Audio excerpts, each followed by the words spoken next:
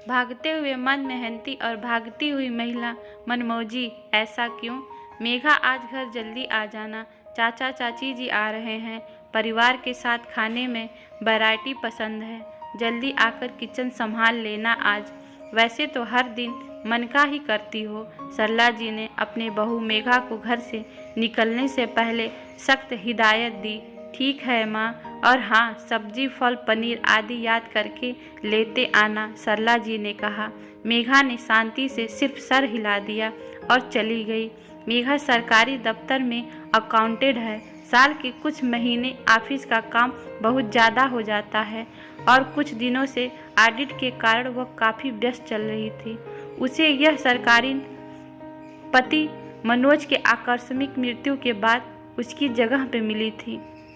घर के बड़े बेटे की जिम्मेदारी अब बड़ी बहू निभा रही थी। मनोज से उसे इतनी प्यारी यादें मिली थी कि वह अभी खुद को अकेला ना पाती। जब भी थकती उसका चेहरा उसकी आंखों के सामने आ जाता और उसका स्पर्श उसे जगा जाता। जल्दी जल्दी काम निपटाने के धुन में उसने खाना भी नहीं खाया और बची हुई फाइलों को ले मार्केट होते हुए घर पहुंची। थोड़ी देर हो गई थी। सरला जी का चेहरा तना हुआ था। वह तो कुछ ना बोली, पर उनकी आंखें सब कह रही थीं। वह हाथ पैर धोकर कपड़े बदलकर सीधे किचन में आ गई। जल्दी हाथ चला रही थी कि काम समय से खत्न हो। तभी सरला जी का आवाज़ गूंजा, आलिया, आज ट्यूशन जाएगी कि खेलने दूँ? मेघा का हाथ रुक गया।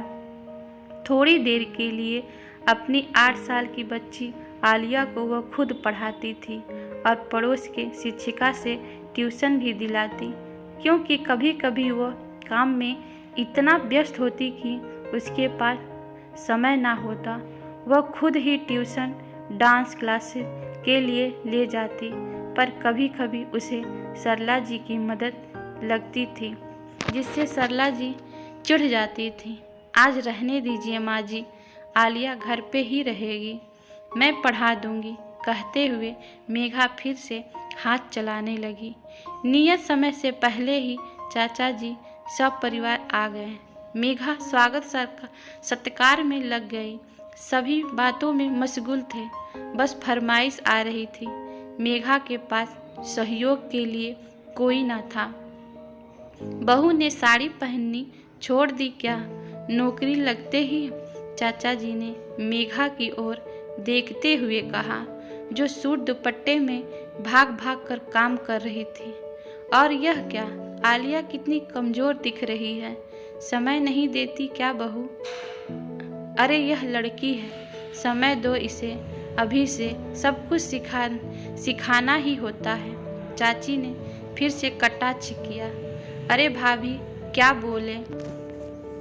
कोई आजकल की पढ़ी लिखी माओं को नौकरी कर रही हैं, मनमौजी हैं, अपने अनुसार चलती हैं, अपने निर्णय खुद ही लेना है इन्हें। अब आप ही बोलिए, नौकरी भी कर रही हैं और पार्ट टाइम अकाउंटेंट भी देखती हैं। उसी बहाने सुबह जल्दी चली जाती हैं और संडे भी काम के लिए बैठी रहती हैं।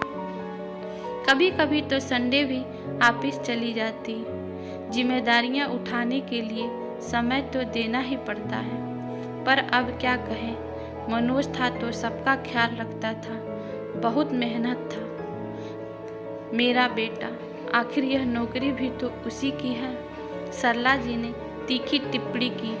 मेघा सब सुन रही थी, पर चुप थी, आंखें नम जरूर थी। मेघा ने समय पर टेबल पर खाना लगा दिया।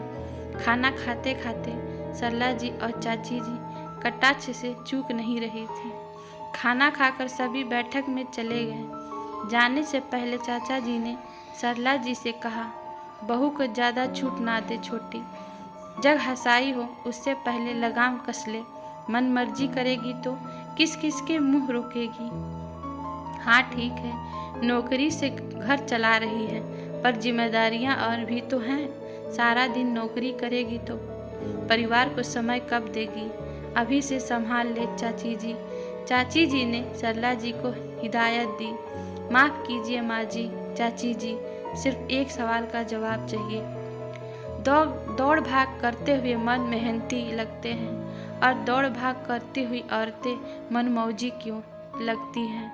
मेहनत और थकान के पैमाने औरत और मर्द के लिए अलग अलग क्यों होते हैं। मर्द जब मेहनत करे तो जिम्मेदारियां निभाते हैं और हम औरतें करती हैं तो कहीं न कहीं चूक रही जाती है। जिम्मेदारियां से भागते हुए नजर आते हैं, हमसे कोई ना कोई छूट हो ही जाता है।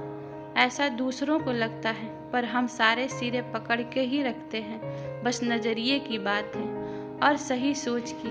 3 साल पहले जब मनोज हमें छोड़ कर गए तो उन्होंने वादा किया था कि परिवार की देखभाल का कोई कसर ना छोड़ना। मैं माँ बाप का अकेला बेटा हूँ। अगर यह बीमारी ना होती तो मैं खूब सेवा करता।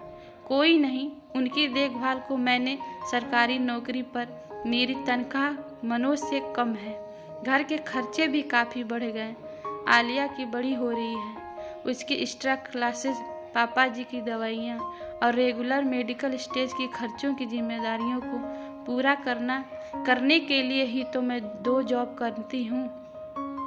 दीदी तो फ़ोन पर ही माँ बाप की सुध लेती आती हैं, कभी आती नहीं। सर्जरी पर सिर्फ 2 दिन के लिए आई और हजार हिदायतें और शिकायतों के साथ चली गई। कभी कभी जिम्मेदारियों को पूरा करने के लिए ही जिम्मेदारियों से दूर जाना पड़ता है। समय कम पड़ जाता है। लोगों को क्या है, नज़र सब रखते हैं पर नज़रिया नहीं। पर मुझे किसी की परवाह नहीं। मैं अपने मनोज के वादे को ईमानदारी और मेहनत से निभा रही हूँ और मुझे सिर्फ मनोज को ही जवाब देना है। कह मेघा आलिया को ले कमरे में आ गई। मनोज की तस्वीर के सामने खड़े हो आंखें नम हो गई। मेघा की वही सवाल मनोज से भी कर रही थी, क्या सही है, मुझे बताओ। मनोज पापा के हार्ट सर्जरी के बाद वह घर बैठ गए, दुकान बंद हो गई। अब सिर्फ मैं ही काम करती हूँ, कहाँ से वक्त का बंटवारा बराबर से करूँ। मनोज की तस्वीर के सामने वह रो पड़ी, क्योंकि उसे हमेशा सिर्फ मनोज ही समझता था। उसकी हर नादानियों को भी पलकों पर सजा के रखता था। आज वही सब यादें मेघा की ताकत बन चुकी थी। मेघा बेटा खाना खाया? सरला जी ने मेघा के कंधे पर हाथ रखकर पूछा। नहीं बेटा, तुम्हें चाची जी से ऐसे बात नहीं करनी थी। मुझे भी शर्मिंदगी हुई, वह कितने दिनों बाद आई थी। वह जाने जाकर सबको क्या बताएं। सरला जी की आवाज़ थोड़ी तीखी ही थी। हाँ माँ जी, 3 साल बाद आई थी। मनोज के 13वीं के बाद आज आई थी। पापा के हार्ट सर्जरी में भी वीडियो कॉल पर एक बार हालचाल पूछा। हॉस्पिटल के खर्चे के लिए चिंतित थी जो मेरे पापा ने भरे थे। आज भी सलाह और ताने के अलावा कुछ न था उनके पास। माँ समाज वाले जिम्मेदारियाँ निभाते नहीं, बताने आते हैं। और वह नुक्स के साथ एक औरत के लिए नौकरी और गृहस्थी दोनों एक साथ संभालना ऊंचाई पर रस्सी पर चलने जैसा होता है। संतुलन बनाए रखने के लिए बड़ों का साथ उस डंडे के समान होता है जिसे पकड़ हम दाहिनी बाएं होते हुए भी रस्सी पार कर जाते हैं। अगर कोई असहयोग ना मिले तो दोनों हाथों निकाल कर संतुलन बनाना पड़ता है। जैसे भी हो पार करना ही है। अगर ऐसे में भी कटच्छ मिले तो उन्हें जवाब तो मिलेगा ही और हर बार मिलेगा। दर्द का कोई तापमान तो नहीं होता ना जो थर्मामीटर लगाकर पता चले किसे ज़्यादा है किसे कम।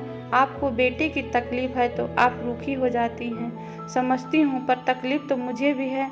समाज के लिए नहीं, आप मनोज और परिवार के लिए जी रही हूँ और मेहनत कर रही हूँ। मुझे ऊपर जाकर उससे नज़र मिलानी है, क्योंकि मैंने उससे वादा किया था। आपको मैं मनमौजी लगूं या गैर जिम्मेदार, ये आपकी नज़रिया है। मुझे कुछ नहीं कहना। कह मेघा अपने कमरे में चली गई। सरला जी स्तंभ खड़ी रह गई। सरला बहू सही कह रही है, इतना भी सख्त ना बनो कि संवेदना ही खत्म हो जाए। उसका सवाल कहाँ गलत है। उसकी भी तकलीफ तो कम नहीं है, पर वह संघर्ष कर रही है। उसकी ताकत बनो, तकलीफ नहीं। आखिर तुम भी तो माँ हो। लोग और रिश्तेदार का क्या है, वह तो बातें ही बनाते हैं। सुधाकर जी ने अपनी पत्नी को समझाया। मेघा आज जल्दी क्यों जा रही है, काम है? सरला जी ने पूछा। हाँ माँ, आलिया को माँ के पास छोड़कर ऑफिस जाऊंगी। आज बहुत काम है और दूसरे ऑफिस में मीटिंग है, आने में देर हो जाएगी। खाना बना दिया है, रोटियां मालती बना देगी, बोल दिया है। मेघा ने कहा। आलिया को यही रहने दे बेटा, उसकी छुट्टी है तो यही मेरे साथ खेलेगी, दादू पढ़ा देंगे। तुम निश्चिंत होकर, सरला जी ने कहा। ठीक है, मेघा चली गई। वह भी यही चाहती थी कि सब मिलकर एक दूसरे को संभाले। परिवार चलाना एक की ही जिम्मेदारी नहीं, सबका बराबर सहयोग लेना यही सही है।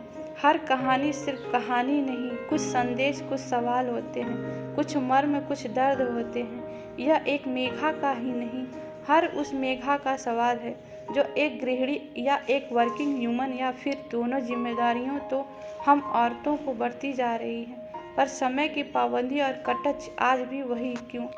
अब समय आ गया है कि हम सोच भी लचीली रखें और समय सारणी भी। अगर आपको ये कहानियाँ पसंद आती हैं तो प्लीज़ हमें कमेंट करके बताइए और हमारे चैनल को सब्सक्राइब करिए। धन्यवाद।